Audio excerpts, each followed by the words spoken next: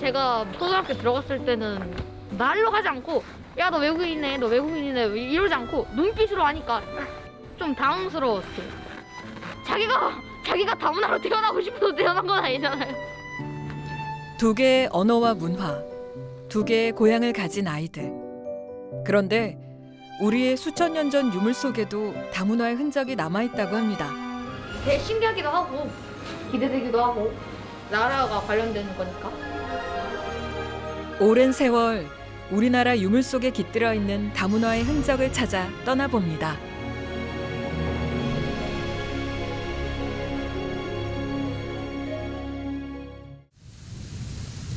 반월 국가산업단지로 외국인의 일자리가 많아지면서 안산은 전국에서 외국인 비율이 가장 높은 도시가 됐습니다. 그중에서도 안산 원곡동 다문화 거리는 경기도 속 작은 세계라 불리는데요. 거리도 상가의 간판도 마치 동남아를 온 듯한 이국적인 모습입니다. 아시아권의 다양한 전통 음식도 맛볼 수 있죠. 이곳에서 가장 오래됐다는 베트남 식당. 이미현 씨가 19년째 운영해 오고 있습니다. 국수볶음이야. 국수 소고기 볶음이야. 제대로 된 베트남 요리는 이런 거랍니다. 보들보들한 면과 아삭한 식감의 채소. 볶음밥은 고슬고슬해야죠. 다양한 메뉴에 현지식이 따로 없습니다. 2002년에 정도 우리 가게 만들었는데 따로 사람 없어요. 그러니까 우리가 오래 했어. 제일 오래 했어 이 동네가. 한국에 온 후 베트남 음식이 그리워 시작한 식당이 이제 서울 강남까지 분점이 있는 소문난 맛집이 되었는데요.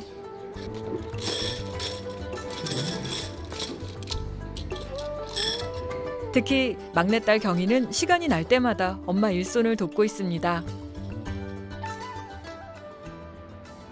낯을 많이 가려요.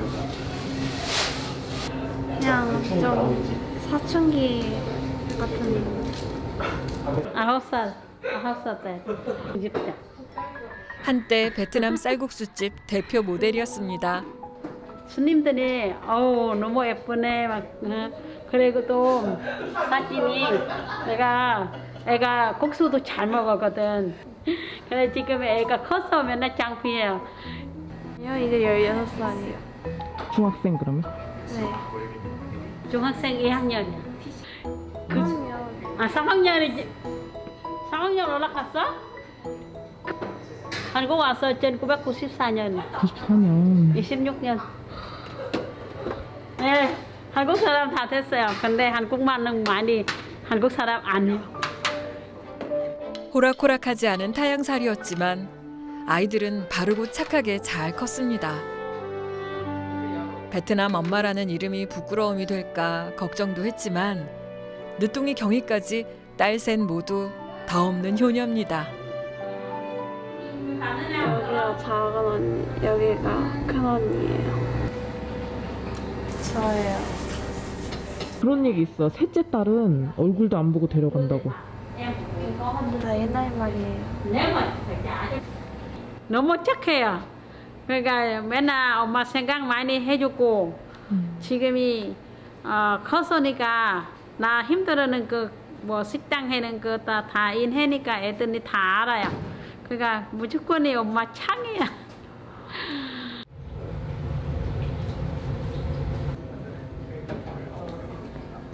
내일 엄마는 가게 문을 닫고 경희와 특별한 데이트를 할 예정입니다.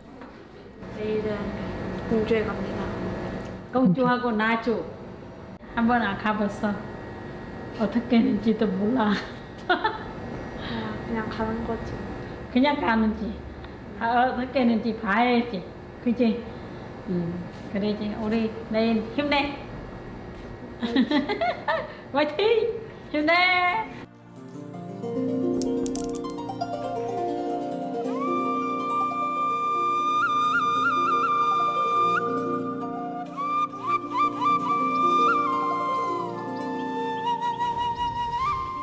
영산강과 나주 평야를 끼고 있는 전라남도 나주시는 사만 중 하나였던 마한의 역사를 품고 있는 곳이기도 합니다.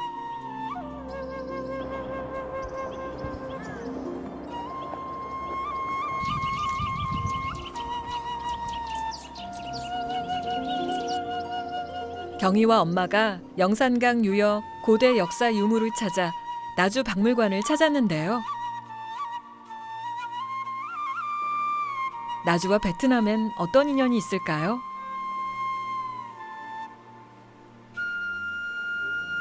특이한 모양의 토기가 웅장하게 자리를 지키고 있습니다. 어디에 쓰는 물건인지 궁금한데요. 스케일부터 모양까지 언뜻 보기에도 일반 토기와는 달라 보입니다. 한국의 온감 같은 경우에는 처음에는 이런 경희와 엄마도 처음 보는 물건이랍니다. 이제 묻기 시작하는데 돈말이 뭐예요? 그 한자로 온감묘라 그러는데 그 항아리의 관을 가지고 무덤으로 쓴 걸 동널이라 하거든요. 그래서 일반적으로는 뭐 나무로 관을 만들거나 뭐 돌로 관을 만들거나 하는데 특이하게 이 동아시아에는 이 도구로 관을 쓰는 문화들이 발전을 해요. 바로 시신 매장 전용 토기, 옹관이라고도 하는 동널입니다. 당시 아시아 문화권에서는 어린 아이의 시신을 묻기 위해 생활용 토기를 사용했는데요.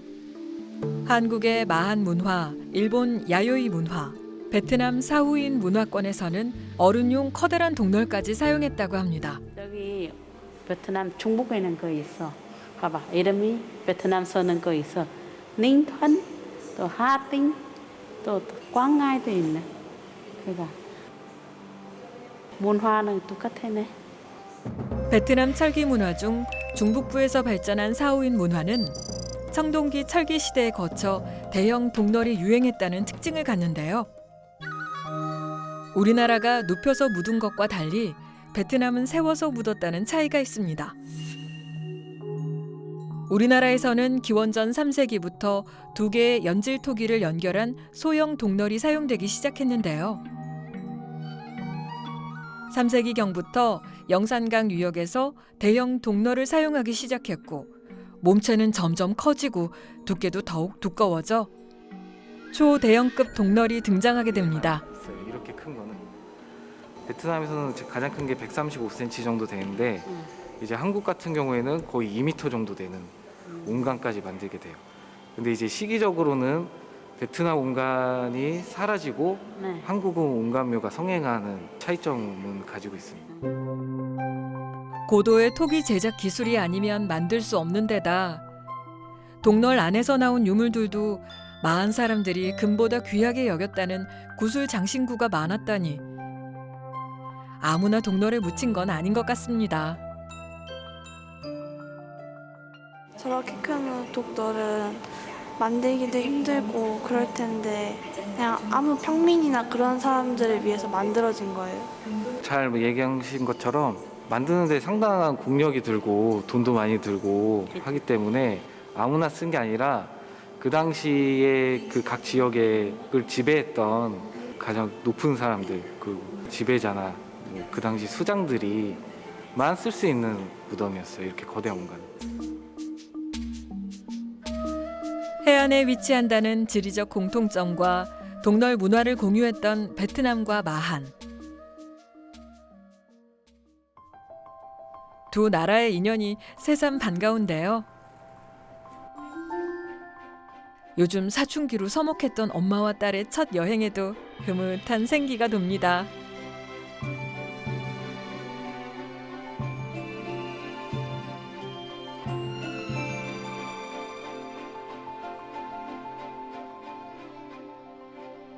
부여 익산과 함께 백제의 수도 중 하나였던 공주. 64년이란 짧은 기간이었지만 백제인들의 문화유산과 유물이 풍부한 곳입니다.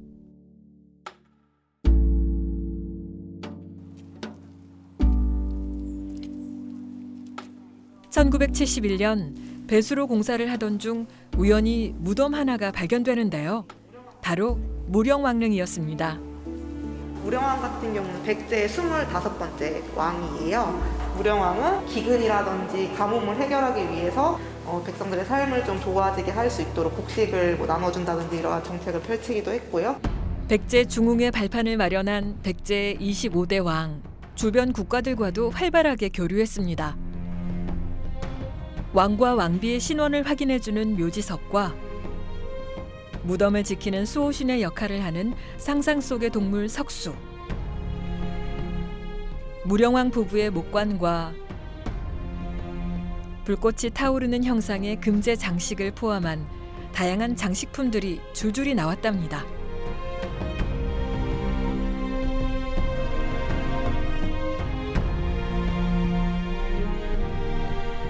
무령왕릉에서 발굴한 유물이 무려 4,000점이나 된다고 합니다.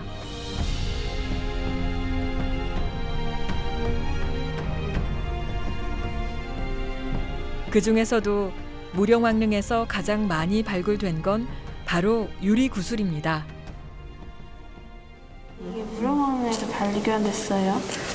일반적으로 이제 무령왕릉에서 발견된 유물은 백제에서 만든 것 제외하고는 중국과 일본과의 관련성을 주로 이제 주목을 해서 연구가 진행이 되어 왔는데, 비교적 최근에 이제 이 유리구슬을 통해서 중국, 일본뿐만 아니라 베트남 또는 동남아시아 지역과의 교류를 추정할 수 있는 자료로서 이제 활용을 할 수 있음을 알게 되었습니다. 그래서 이 부분 같은 경우 사실 육안으로 봤을 때는 색깔이라든지 형태만으로는 그러한 산지를 추정하기는 어렵긴 하지만, 베트남 지역에서 발견된 이제 유리 구슬과의 성분이 거의 일치하는 것을 알 수 있었습니다. 그래서 아마도